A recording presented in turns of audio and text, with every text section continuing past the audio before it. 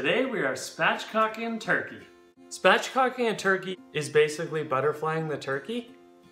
To do that, we need to take the backbone out. So we're going to place the turkey breast side down, and the backbone is the full length here of what we'll be removing. That's going to allow us to lay the bird flat. The reason you want to spatchcock, really there's lots of reasons. First, it increases the surface area so the skin all around gets really crispy. Second, it adds the variety of ways you can prepare a turkey. And best of all, it evens out the cooking so the meat is super juicy.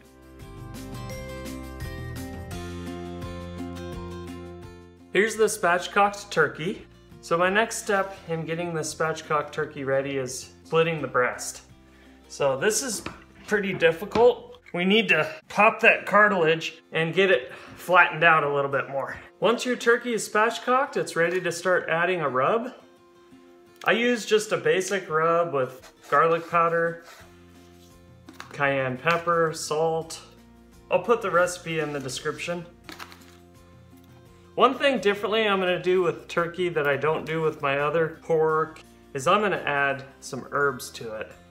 I've got just a basic Mrs. Dash salt-free container, and I'm just going to add a little bit. There's also a little citrus in here, a little lemon, so that'll be nice with the turkey as it's smoked. So as far as this point is, we are ready to put this bird in the smoker.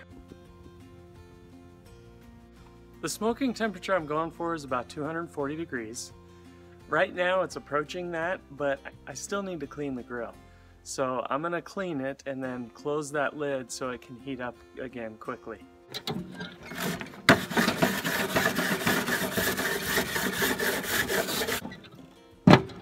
So our smoker heated up real nicely.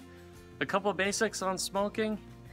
This top vent needs to be open somewhat at all times. That's going to allow the harmful chemicals and gases to release.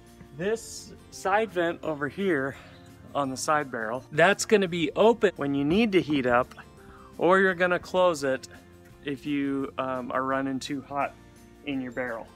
So I am about 260 degrees, got a lot of charcoal in there. I'm going to close the side vent, leave this one open just a little bit. That'll allow it to not heat up as fast. Also, when I add my wood that's been soaking overnight in water, it's going to heat up as well because that wood can combust pretty easily. So I want to be careful not to get too hot. Low and slow. So remember, we want a 240 degree temperature. This got up to about 280.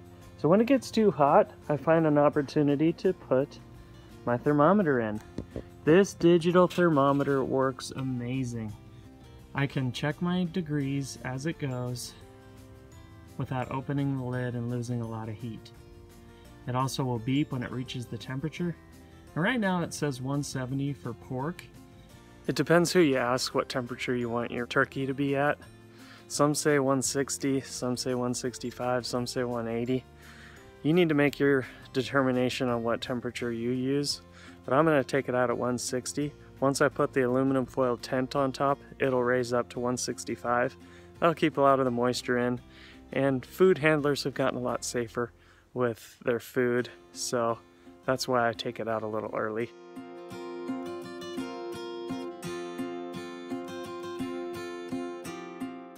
Alright, it's been about 5 hours. Our turkey is ready. Once I put that 10 on top, it's going to raise another 5. The juices are going to distribute, and isn't smoking meat awesome? I had so much fun today, relaxing, doing chores, talking to my family, and monitoring the temperature. This side barrel smoker is way better than an electric smoker. You get to monitor it, adjust things, add coals, add wood. It really is a nice activity and keeps you busy. The more work you put in, really the benefit comes out. Before we go, you may have seen this really nice barbecue grill set here. We are doing a giveaway. One of our lucky fans is gonna win this. All you need to do is like, comment, and share, and you'll be entered. In 1 week, we're giving that out. And also, if you're like me, you like to barbecue year round, whether it's smoking, barbecuing, This is going to be used year-round for us. Can't wait to see who wins it. Good luck, and we'll see you in the next video.